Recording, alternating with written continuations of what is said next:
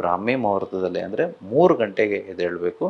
ಎದ್ದು ತಣ್ಣೀರಲ್ಲಿ ಸ್ನಾನ ಮಾಡಿದಾದಮೇಲೆ ನೀವು ಒಂದು ಬ್ಲ್ಯಾಕ್ ಕಲರ್ ಪೆನ್ ತೆಗೆದುಕೊಂಡು ಈ ರೀತಿ ಯೆಲ್ಲೋ ಕಲರ್ ಪೇಜಿನ ಮೇಲೆ ನಿಮ್ಮ ಸಾಲಗಳನ್ನು ಪಟ್ಟಿ ಮಾಡಬೇಕು.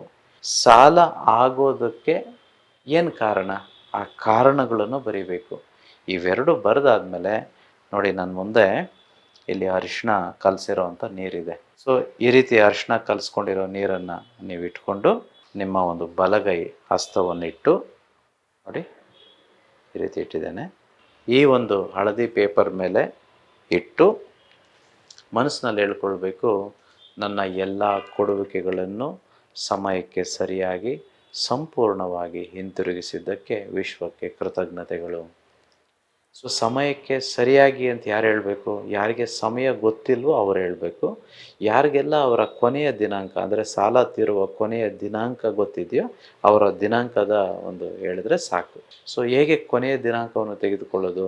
ಅದು ಉಪ್ಪಿನಿಂದ ಮಾಡುವ ತಂತ್ರದಿಂದ ನಾನು ಹೇಳ್ಕೊಟ್ಟಿದ್ದೀನಿ ಈಗಾಗಲೇ. ಯಾರಿಗೆ ಗೊತ್ತಿಲ್ವೋ ಅವ್ರು ದಯವಿಟ್ಟು ಕೇಳಿ ಮಾಡಬೇಕು.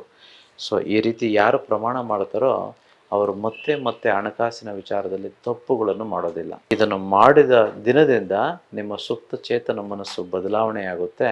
ಹೇಗೆ ಹಣ ಮಾಡೋದು ಇದೆಲ್ಲದೂ ಗೋಚರಿಸುತ್ತೆ.